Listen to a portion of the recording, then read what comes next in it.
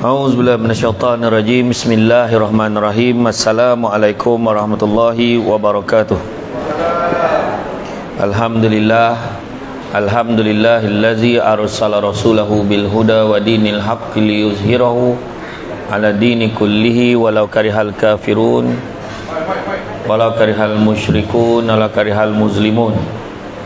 Subhanaka la ilma lana illa ma 'allamtana innaka antal alimul hakim. Rabbi shrah li sadri wa yassir li amri wa hlul 'uqdatam min lisani yafqahu qawli.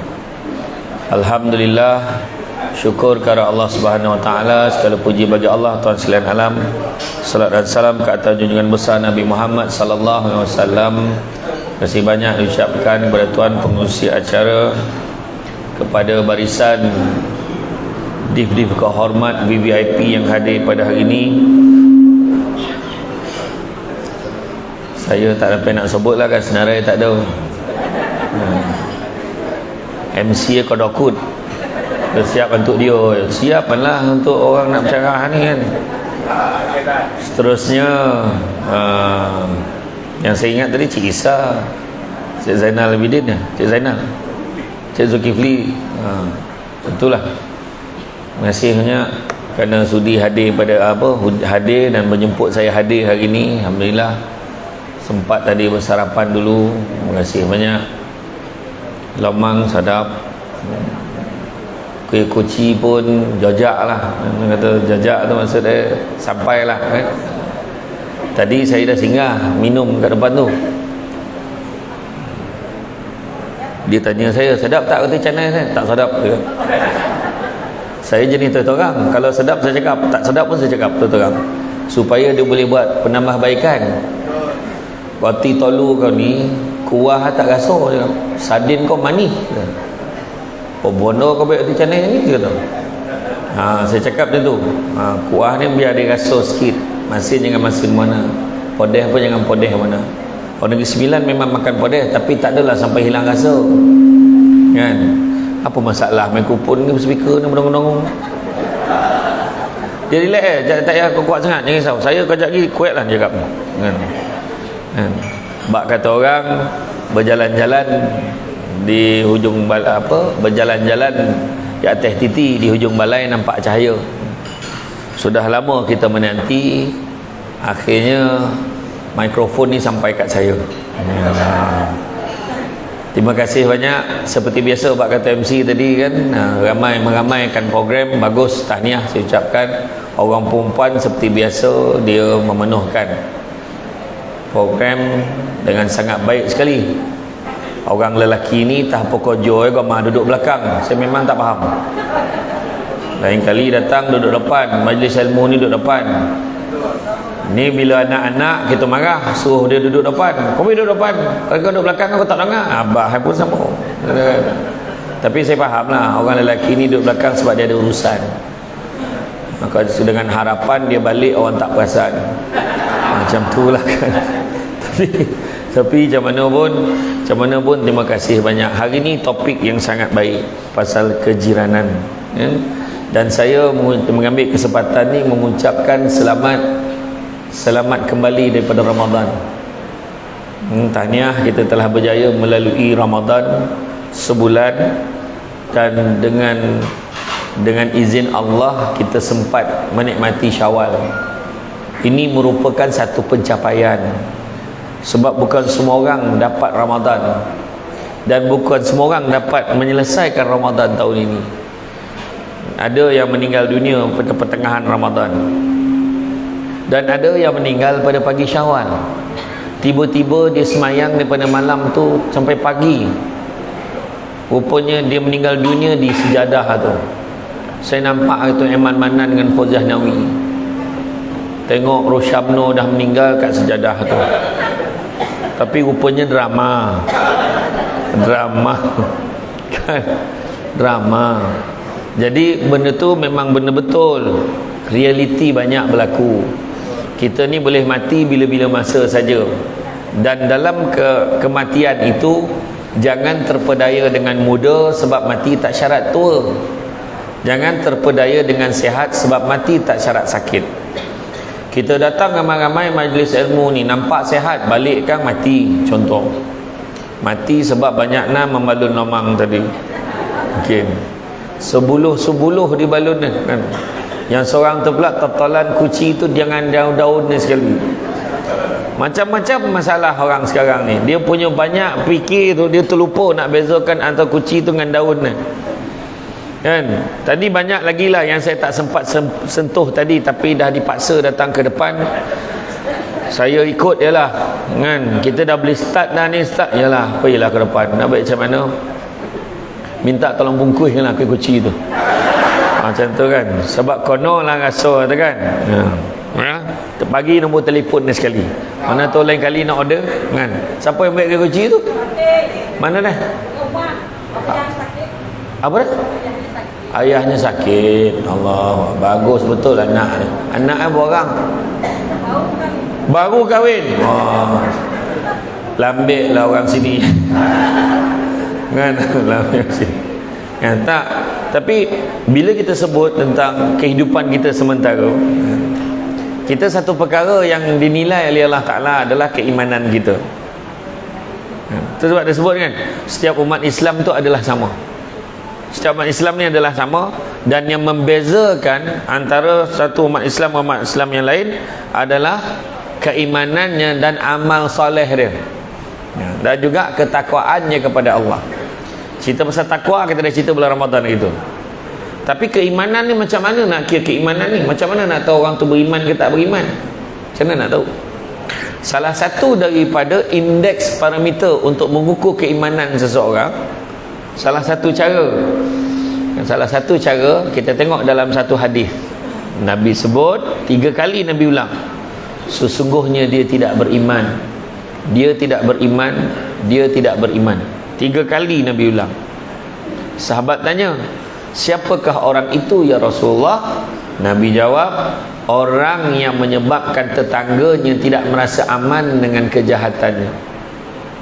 Makna kata, kesimpulan dia, siapa yang menyakiti hati jiran dia, maka dia masuk kategori tidak beriman.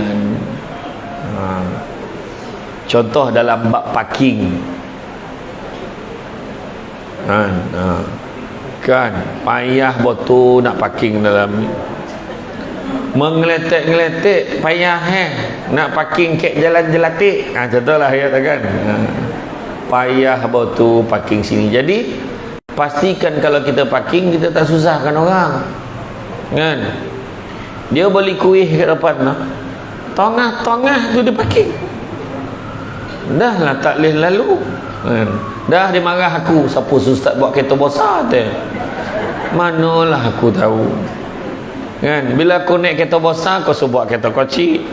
Bila buat kereta kecil, apa kecil nak kereta ustaz, tak buat kereta besar? Salah juga. Aku naik motor, lah hujan ustaz, pun naik motor pula. Jalan kaki tak boleh, semua susah. Salah semua. Tapi kita sebagai penduduk di sini, parking jangan sampai susahkan orang. Contoh kita masuk tandas. Masuk tandas awam lah katakan, dekat surau kita, dekat masjid kita kan. Pastikan keluar tu kita tak menyusahkan orang selepas itu. Menyusahkan tu dari segi mungkin pandangan. Pemandangan yang indah sepatutnya masuk tu, nampak pula benda terapung-apung kat dalam tu. Kan hilang selera kawan tu, tak jadi dia buang air, terapung. Macam berbunyi-bunyi, macam bercakap mana kan. Tu masalah dia. Dalam bab kejiranan, contohnya dalam bulan Syawal pun ada diceritakan. Nabi ajar kita, kalau kita nak berhari raya, kita nak pergi berziarah jumpa orang, ada adab dia. Pertama, bagi salam 3 kali. Kalau 3 kali tak jawab, baliklah. Jangan kau semak selipar dengan kasut kat luar rumah tu. Itu adab. Nabi ajar kita bagi salam 3 kali, tak nyaut, walaupun kita terdengar bunyi kipas sedang berpusing dalam rumah. Aku tahu ada orang dalam tu, baik kau buka. Jangan macam tu. Sebab contohlah kita bagi salam 3 kali, orang ada kat dalam, kita nampak pergerakan orang kat dalam, dan orang tu tak buka pintu. percaya cakap saya. Ni Nabi sebut apa? Kita tak layak pun nak kecil hati. Sebab itu hak tuan rumah. Hak tuan rumah.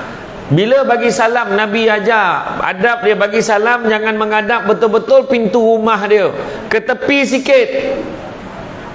Jangan terus menghadap pintu. Kita ketuk macam ni, tatap tepi. Assalamualaikum. Assalamualaikum. Kita bagi 3 kali. Assalamualaikum warahmatullahi. Kali tu Assalamualaikum warahmatullahi wabarakatuh. 3 kali bagi salam. Tak adalah kot, jom kita pergi tempat lain. Nak bagi 10 kali boleh, tapi dah lah tu kan. Dah bagi 10 kali balik kan? Atau apa, kita nampak dia ada kat dalam tengah duduk macam ni, buat tak tahu dah, kita bagi salam. Kau siap kau. Sebab kau datang rumah aku tak kebuka tu kau. Jangan macam tu. Sebab saya beritahu apa, tuan rumah ada hak kat rumah dia. Kita tak berhak paksa dia terima kita sebagai tetamu. Kena faham. Minggu depan tu kita pun jumpa Leha, bukan nama sebenar.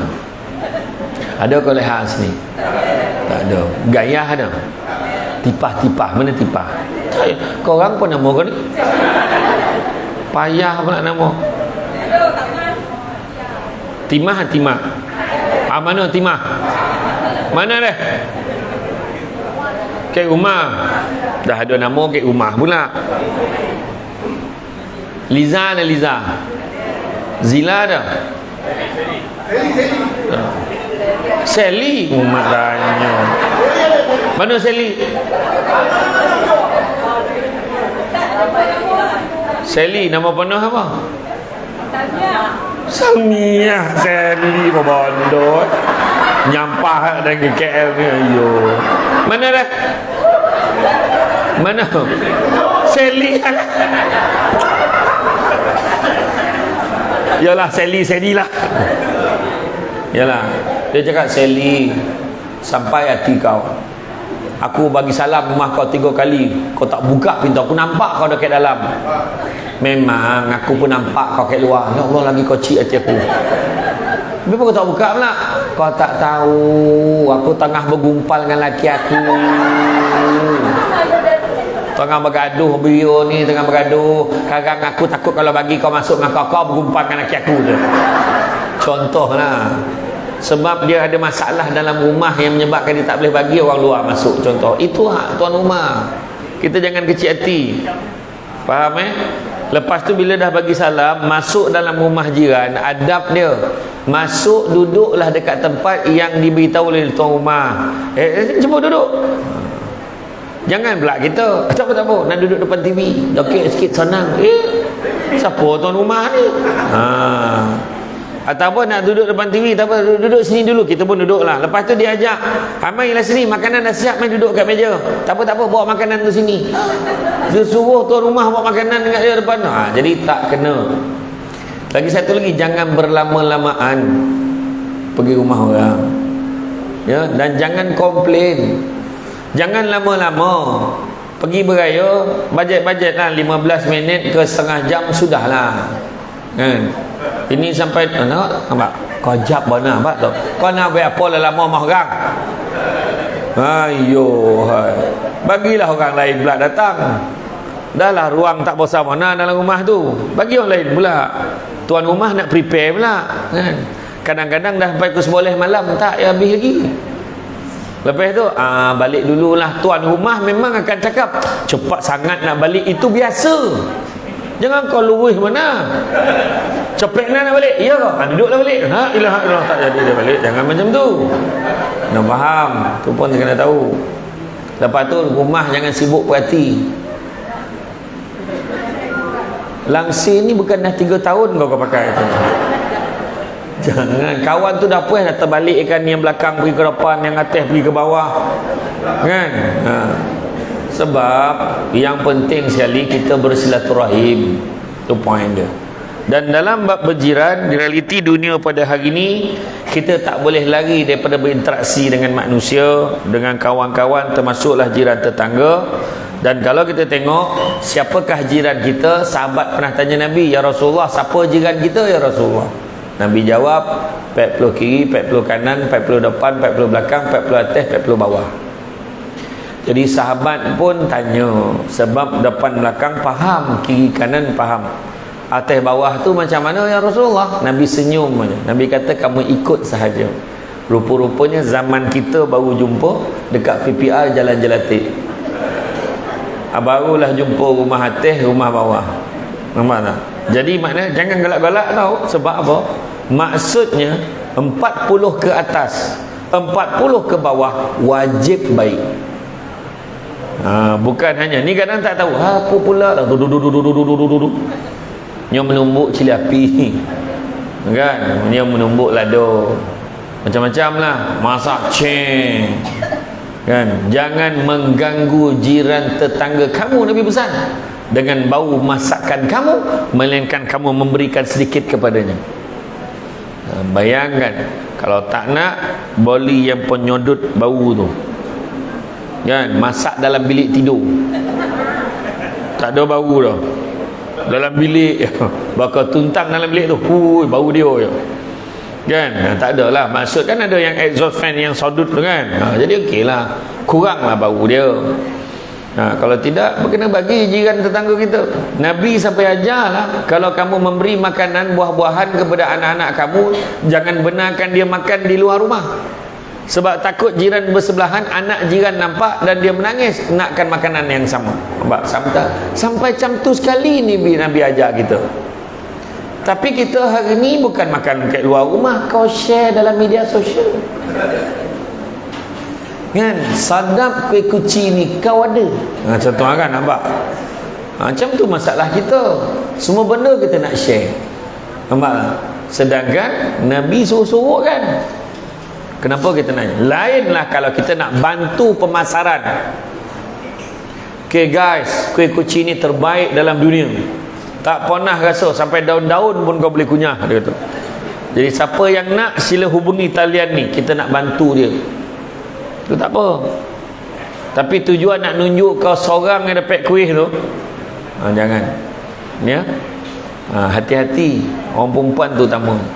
Semua benda kau nak share kan. Belum apa-apa lagi, aku baru nak menyuap, sibuk nak ambil makan, nak ambil gambar kan.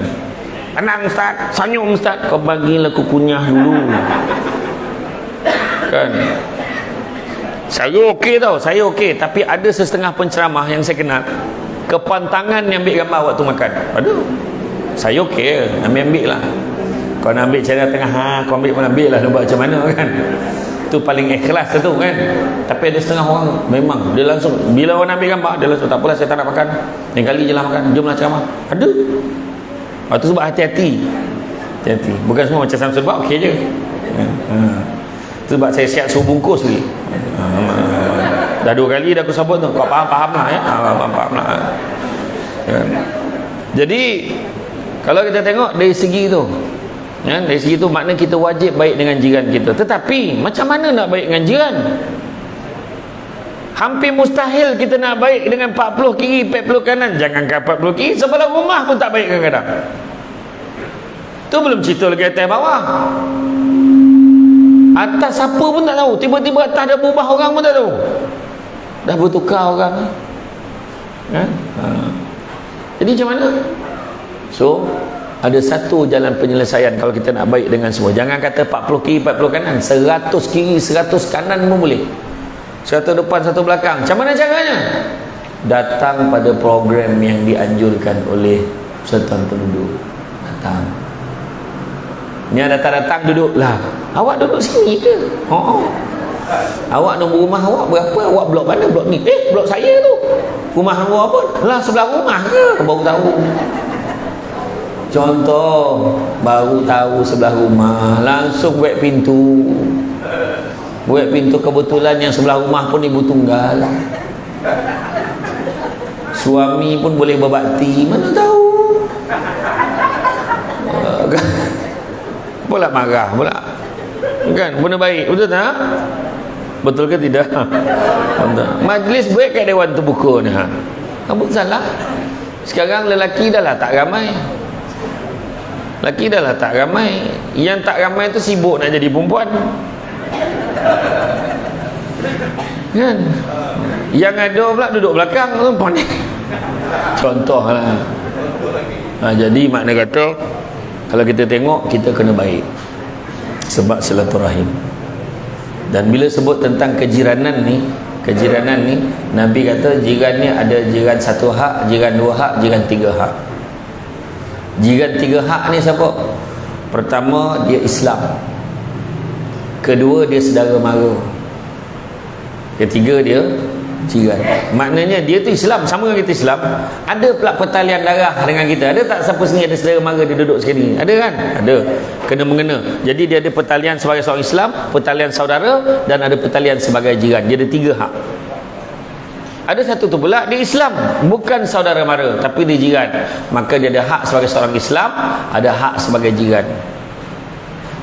Dan begitu juga kita ada beberapa sahabat kita, 13 rumah India dan 3 rumah Cina, kan, berbangsa Cina. Jadi dia pun ada hak sebagai jiran. Contoh buat program hari ni, boleh jemput dia datang, tak ada masalah. Walaupun buat ceramah kuliah duha, jemput aja dia datang. Mana tahu dia datang, dia mungkin tak apa, dia duduk dekat meja makan tu sambil dia dengar ceramah saya, tiba-tiba terbuka hati dia, berkat tempat ni. Dia pun cakap, saya ingat saya nak masuk Islam. Bayangkan, contoh, mana kita tahu. Nampak kan? Jadi dia ada hak sebagai seorang jiran.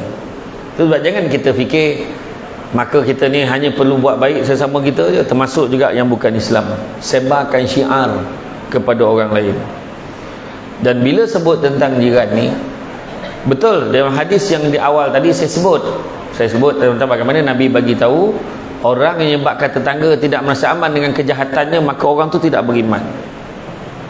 Tetapi Imam Al-Ghazali ada bagi satu lagi guideline, iaitu bersabar dengan kerenah jiran juga merupakan salah satu daripada adab berjiran.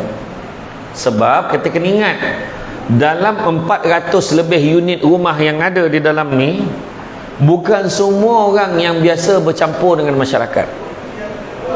Ada yang daripada kecil mungkin dia tak biasa bercampur dengan orang. Kita jangan salahkan mereka, sebab dia memang tak tahu. Dia rasa hidup dia seorang-seorang, dia tak campur orang, orang pun jangan kacau hidup dia. Dia rasa macam tu. Tetapi sampai satu tahap nanti dia tetap memerlukan bantuan kita. Jangan pula kat sana, kau tahu cari kita orang. Kau ingat kita orang ni apa? Dah lama kita perhatikan kau. Wah, jangan bagi pulangkan paku tu, tak. Tapi kita cakap kat dia, InsyaAllah kami bantu. Dia sendiri kan cakap, minta maaf lah saya selama ni memang tak campur sangat, tahulah saya kerja kan, sibuk apa semua. Orang lain pun kerja juga, bukan macam tu cakap. Yelah, tak apalah, tapi kalau ada masa campur-campur lah kita orang ni. InsyaAllah kita orang happy kalau ada kawan-kawan baru nak join kami. Cakap macam tu. Bersabar dengan kerenah jiran. Kena jaga adab. Pertama, kena jaga dari segi peraturan, rules and regulation kena jaga. Kita tahu tak boleh bolo rimau dengan gajah kat tempat ni, janganlah dibolo, kan? Binatang-binatang yang payah nak bela, janganlah kau bela, kan? Contoh, kau bela rimau, keturunan rimau lah, namanya kucing. Bela kucing, kau bukannya bela kucing yang mahal, yang kucing yang pandai berak kat zaman. Kau siapkan poti tempat berak itu, kau nak beli pasir, kau letak kat hall, letak dekat koridor. Koridor tu siapa punya? Walaupun tu depan rumah kau, tu bukan hak kau, itu hanya laluan sahaja. Kena faham. Ni saya agak-agak lah, saya agak-agak sebab banyak perumahan Pangsapuri. Saya pernah jadi pengurusi Pangsapuri, tapi flat rumah yang saya duduk tu dia lain lah. Waktu tu, masa tu saya ingat, masa tu Tun Abdullah Ahmad Badawi rasmi kan, saya ingat lagi. Masa tu saya diminta jadi pengurusi sementara je sebelum rumah saya siap. Masa tu saya bekerja sebagai legal advisor, pengarah undang-undang. Poning kepala saya masa tu. Macam-macam, terutama hari bagi bantuan. Hari bagi bantuan penuh dewan ni. Betul tak? Semua mengaku susah. Ada satu program bantuan bank rakyat, bantuan zakat bank rakyat. Suami tu cakap bini dah mati, bini cakap suami sakit tanat, laki bini dapat bantuan. Membohong, nipu duit zakat. Ada orang macam tu, dia bukan miskin duit ni, miskin iman sekali. Dia tak takut nak ambil hak orang, tak takut. Susah, menangis pandai lah tu. Jumpa Datuk Jo, oh, susah, tak tahulah macam mana nak buat. Astro full package rumah tu. Parking kereta menjala-jala. Saya tahulah, tak usah lah, trik-trik tu aku tahulah. Macam kucing tadi, kebahagiaan koridor, ruang laluan tu bukan milik pemilik rumah yang kat depan dia tu, tak. Tu milik semua orang. Lagi satu, bila kita membela binatang yang bernama kucing, binatang kesayangan Rasulullah, tapi kita tak jaga betul-betul, kita berdosa. Jaga kucing, kau kurung dalam tu, kau biar berak ada berminggu-minggu. Kau patut beli pasir yang jenis bau, dia bau wangi tu. Ada pasir tu, berak kucing tu tak bau. Kau tak nak beli sebab mahal, kau beli pasir biasa. Tapi kau tak tukar, maka berdosalah kamu kepada jiran-jiran tetangga sebab tak jaga hak jiran. Dan kucing pula, bila terdedah dengan najis dia tu berhari-hari, dia juga terdedah pada penyakit. Berdosa pula pada binatang kesayangan Rasulullah SAW. Kau malih, kau ambil pasir-pasir dengan taik-taik tu, kau bungkui, kau baling ke bawah pula. Itu pun perangai orang kat tempat lain. Jalan Jelatik tak ada, tempat lain. Janganlah cakap ada, orang dengar ni cakap tak ada. Contoh, contoh kan, benda tu juga dari segi kemaslahatan. Kita tak memikir hubungan hablum minallah, hablum minan nas. Jaga hubungan dengan Allah, jaga hubungan sesama manusia pun kena jaga. Tu sebabnya kita nak buat apa-apa kena fikir jiran. Macam rumah flat kan, rumah teres kat luar sana, rumah teres, nak naik tembok kena minta izin jiran sebelah. Cakap saya nak buat tembok sikit sebelah sini. Oh ya ke? Allahu Akbar, ya ke? Habis macam mana? Itulah saya minta izin, tapi nanti insya-Allah belah sana pun saya akan slabkan sekali. Oh iyalah, terima kasih banyak. Ini belah dia slab, belah orang tu batu-batu. Biar nampak berbalang-balang batu tu. Nampak? Kena fikir orang sebelah. Kau dah tahu rumah ni tak besar mana, kau marah bini kau pun orang sebelah dengar. Kan? Kau dalam bilik tidur pun kena sanyap-sanyap dengan bini kau, takut orang sebelah terdengar. Batu dinding tu batu angin, mengeluh, aduh, tu pun dengar. Pahal. Rupa kawan tu bercerita, habis semua dia dengar. Pening kepala lah, anak kita ni nak sekolah, nak duit tu, nak duit ni, abang dah lah job tak ada ni. Dia pun dengar sebelah, pening nangis dengar. Sian, tak dengar.